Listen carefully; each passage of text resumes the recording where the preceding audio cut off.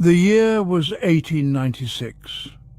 A heavy silence hung over the Allegheny Mountains, blanketing the lush valleys of Greenbrier County, West Virginia. It was a silence born of fear and suspicion, a silence that settled after a tragedy. The tragedy was the death of Elva Shu. Elva was a young woman, barely an adult, and her death was as sudden as it was mysterious. Some whispered of accidents, others of illness, but beneath those whispers a darker suspicion lingered. Murder.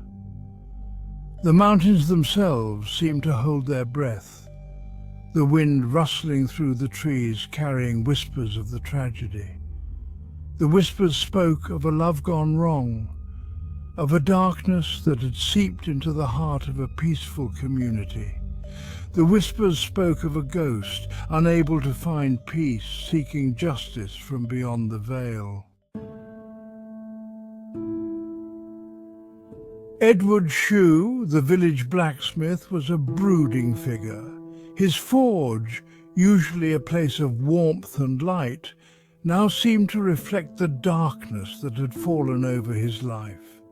Edward was a large man, his hands calloused from years of working with metal, his face perpetually etched with a seriousness that bordered on anger. He had been a widower for less than a year. His wife, Elva, was as bright and vivacious as Edward was dour. Their courtship had been brief, their marriage even shorter. The villagers had whispered about the speed of it all, but Elva, with her infectious laugh and bright eyes, had brushed off their concerns. She loved Edward, she declared, and that was all that mattered. Now, Edward mourned her, his grief as powerful and as consuming as the flames in his forge. But some in the village wondered if his grief was a mask, hiding a darker truth. The news of Elva's demise spread through the small community like wildfire. A young boy, the son of the local miller, had been sent to the Shu residence with a message. He had knocked timidly on the door, but there was no answer. He pushed the door open, a cold draught greeting him. A shiver ran down his spine, the house strangely silent. He called out for Elva, his voice echoing in the stillness. There, at the bottom of the stairs, lay Elva. Her eyes were closed, her face pale and still. The boy rushed to her side, his heart pounding in his chest. He reached out, his hand trembling, and touched her arm. It was cold, lifeless. A scream caught in his throat, and he scrambled back, stumbling out of the house and into the bright sunshine. He ran as fast as his legs could carry him, the image of Elva's lifeless form seared into his mind. The boy's cries echoed through the village, drawing the attention of the townsfolk. He stumbled through the dirt roads, his words tumbling over each other as he recounted the horrifying scene. His mother, her face etched with concern, rushed to comfort him. The news spread quickly, carried on the wind that seemed to moan through the trees. A group of men, their faces grim, followed the boy back to the Shu residence. They found Elva just as he had described, her body sprawled at the bottom of the stairs. The women of the village, their faces pale, wept openly. They whispered prayers for Elva's soul, their voices laced with fear and uncertainty. What had happened in the Shu home?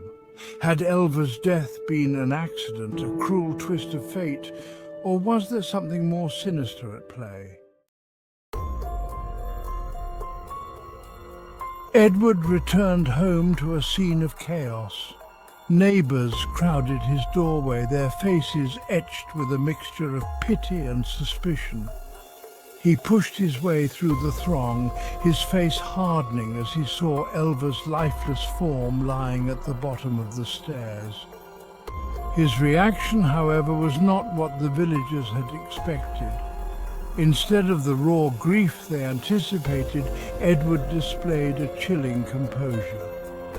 He gently lifted Elva's body, carrying her to their bedroom as if she were merely sleeping.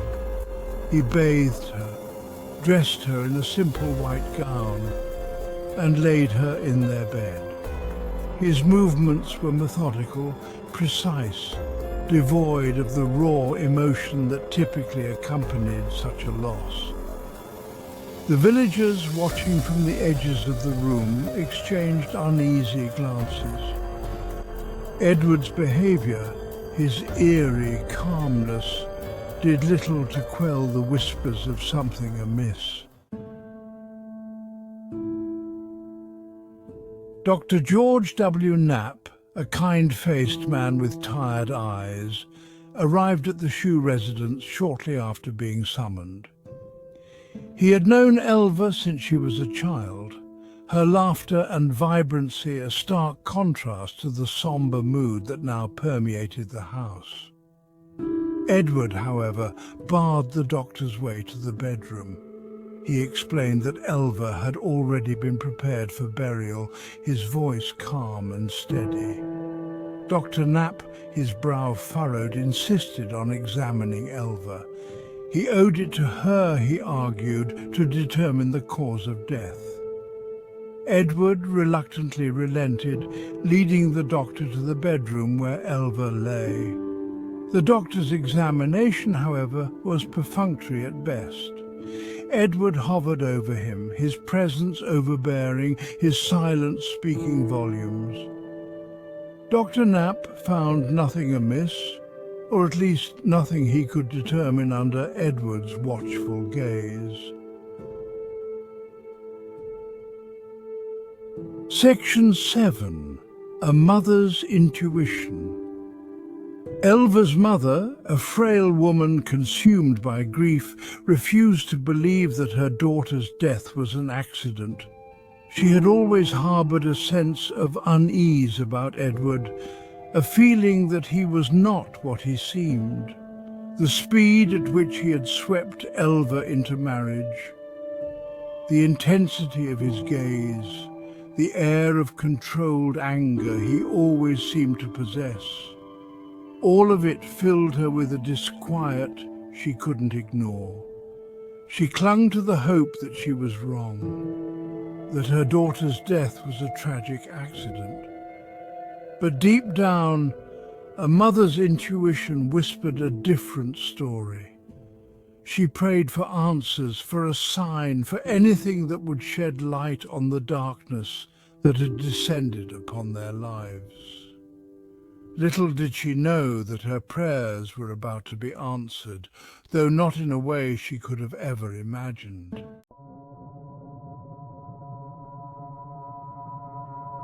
Section 8. The Unveiling in the Night. That night, as the moon cast long, eerie shadows across Greenbrier County, Elva's mother was visited in her dreams. She found herself in a meadow bathed in an ethereal light, and there, standing before her, was Elva. But this was not the vibrant, laughing Elva she remembered. This Elva was pale, translucent, her eyes filled with a profound sadness. Elva's spectral form reached out, her touch sending a chill down her mother's spine. "He did it, Mama," she whispered, her voice a mournful sigh on the wind. "Edward, he pushed me." The image of Edward's face, contorted in anger, flashed in her mother's mind. Elva's ghostly form flickered, her grip on the mortal world tenuous. "Tell them, Mama, tell them the truth." Section 9. Justice, though belated. Elva's mother awoke with a gasp, her heart pounding in her chest.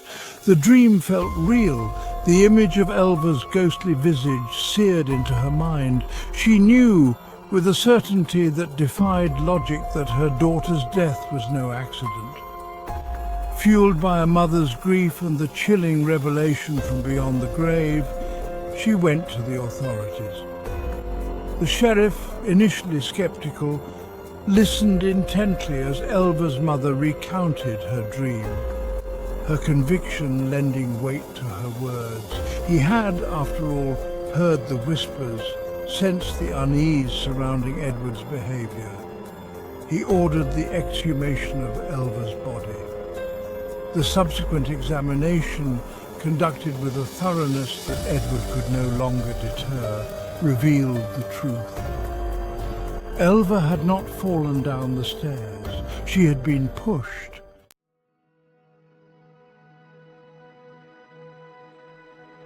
Section 10. The Ghost's Lingering Presence.